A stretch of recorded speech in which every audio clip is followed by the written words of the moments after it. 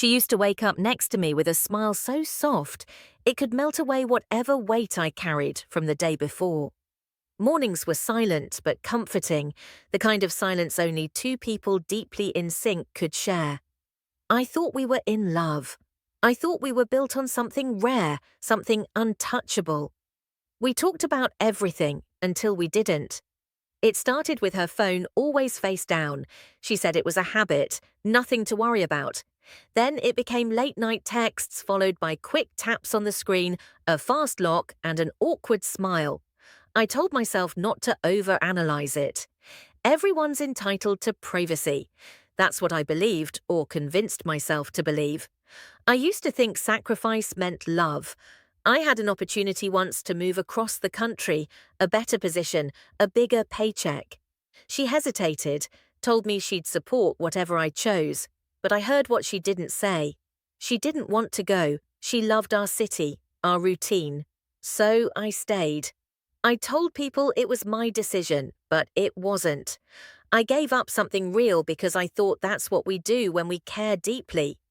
Maybe I needed to be needed. The small cracks started showing quietly. Her touch didn't linger like it used to. Her words, once full of warmth, now carried something colder underneath. Still polite, still kind, but distant. She started spending more time at work, and when she came home, it felt like her body arrived, but her mind stayed behind. I asked if something was wrong. She shook her head, eyes soft, and whispered, "Everything's fine, don't overthink it." That whisper didn't comfort me, it unsettled me. It wasn't the words, it was the way she said them. Too calm, too measured, like she'd rehearsed it. I started noticing how often I made excuses for her. She's tired, she's under pressure, she's just going through something. I told myself all of it over and over because the alternative felt worse. Because believing someone you love is slipping away and not saying why is a kind of hell you can't describe. I didn't want to be the jealous one. I didn't want to accuse without proof. So I waited. But in the silence, doubt grew louder. There was a night she came home and didn't kiss me hello. She looked at me like I was familiar but no longer important. She made tea, curled up on the other end of the couch, and stared at her phone like I wasn't there.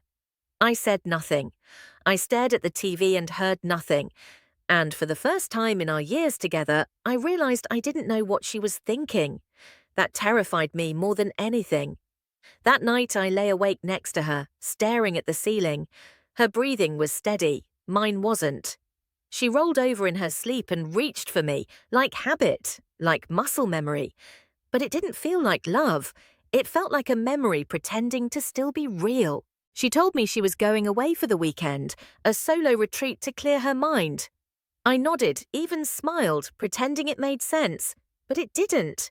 We'd always done those things together.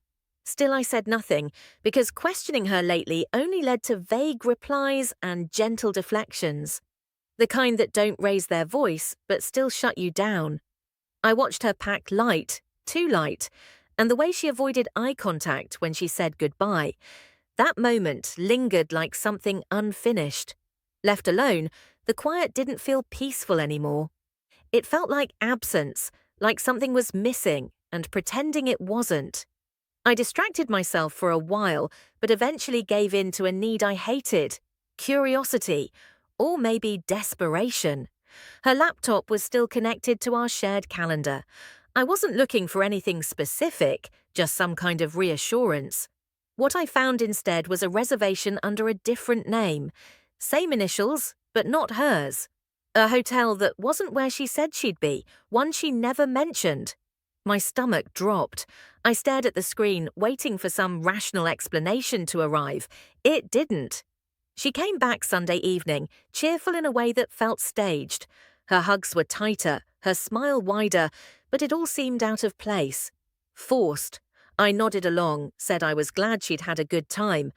But I couldn't stop thinking about the booking, the lie she didn't even bother to cover well. That night, when the lights were off and our backs were to each other, she broke the silence. "I need to tell you something, and I don't want you to hate me." Her voice was low, almost steady. Then she said it, quietly, like a confession already processed in her head. I saw someone. It wasn't planned, it just happened, and I didn't mean for it to go as far as it did.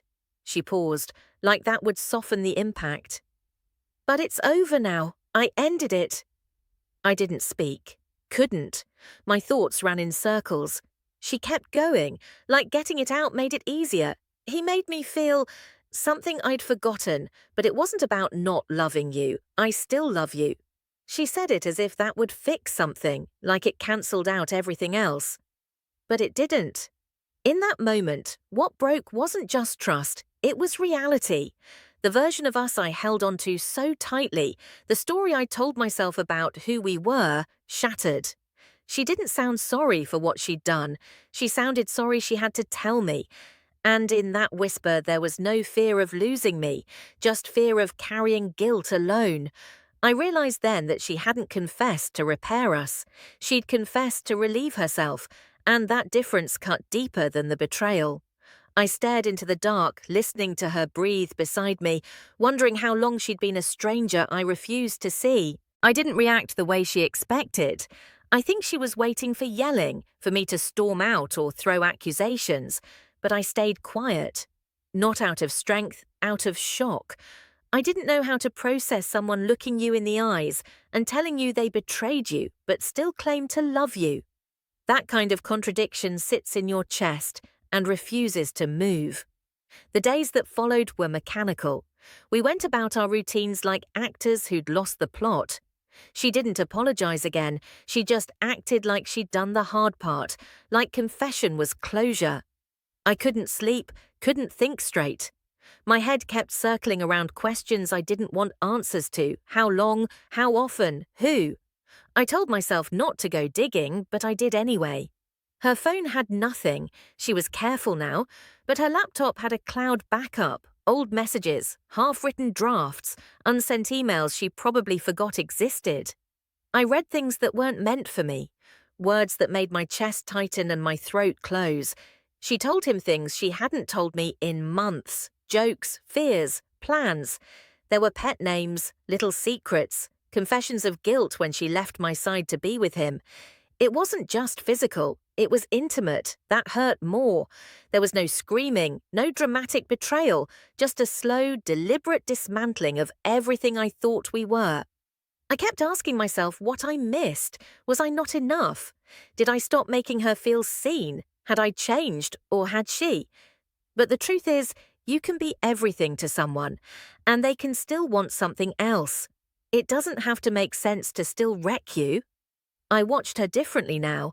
I noticed how she smiled at her phone and quickly turned the screen. She wasn't even hiding it anymore, not really. She just assumed I wouldn't do anything with the truth. And maybe she was right. I didn't shout or demand anything. I didn't beg her to stay or tell her to leave. I watched her pull away more and more, and I just stood there. Still, numb, one evening, I asked her one question. Was it worth it? She paused, looked down and didn't answer, just said, "You were never supposed to find out." That hit harder than everything else. It meant she was content keeping me in the dark forever if it kept her comfortable. Her guilt wasn't about hurting me, it was about losing her secret.